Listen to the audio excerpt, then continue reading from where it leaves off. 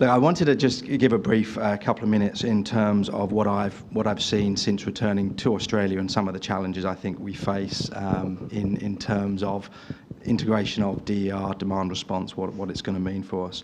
I go back to when I first kind of got appointed to looking after smart energy in Hong Kong back in 2011, and I was asked to create a practice and then run it, focused very heavily on all the things we're talking about, so running distributed energy, vehicle to grid, demand response, smart meters, etc., connected homes.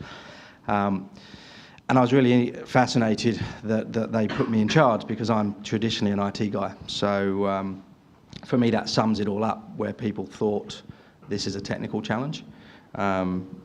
Very quickly it became obvious to me through quite a few failed early attempts that this is all about the consumer and the community.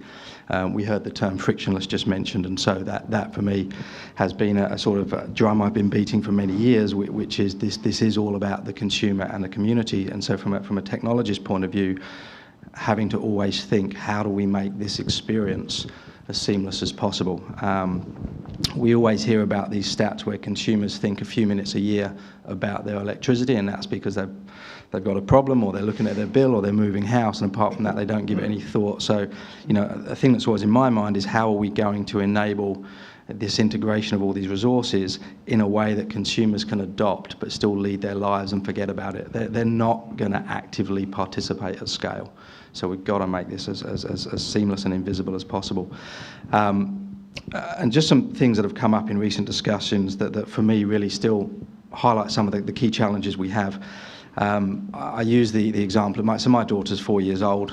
She looks at me with incredible frustration when she goes to the big TV, and Apple TV's on, and she's trying to swipe it and hit it, and absolutely nothing's happening, and she's looking at me like I'm an idiot for what's going on, because that works on the iPad.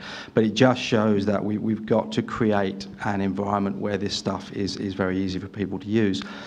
And terminology that we use, I think, doesn't help us. I'm as bad as anyone else to use the term behind the meter, but behind the meter sums up the challenge we face today. Behind the meter puts the utility at the centre of the universe, because behind the meter to a utility is what's happening in the consumer.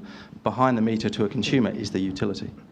And so just that language, demand response, it means something if you're in the industry. It means absolutely nothing to the consumer. So, you know, really I think we've still got a long way to go about how do we engage the consumer in a way that they can understand and want to take part. The other challenge I just want to flag that's got my attention, and the reason I joined AEMO a few months ago, is, again, looking at this from a technology challenge, is, you know, at scale, how are we going to integrate demand response, both in terms of the markets, the grids? When you look at digital transformations over the years, we all started out with the digital journey being, the business model is fixed, how do we just make stuff more efficient, run more smoothly? 2 seconds.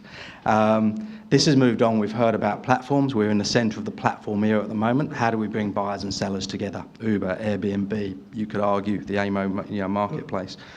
But we are moving, well, there's a view that we're moving, and one that's gathering momentum, that in the next 5 to 10 years we're going to move into a distributed architecture type world, and therefore with so much data moving around, with such distributed nature of the grid and potentially the markets, it needs a totally different way of thinking of how we design our systems. And so that's got me excited, and why I've joined AEMO is thinking through how we're going to solve that problem.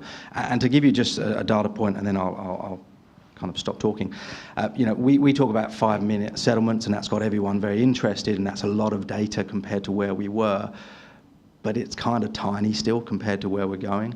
The connected car from Tesla alone generates something like 25 gigs of data an hour. You start thinking, and we did a rough back of the packet scenario. One model that could happen in our market where we're going could have AEMO processing quadrillions of rows of data every year. It's a space we can't even get our heads around at the moment. So that's where my head's at, and where I'm coming from today is more, how do we make this technically all work, but in a seamless way for the consumer? And apologies for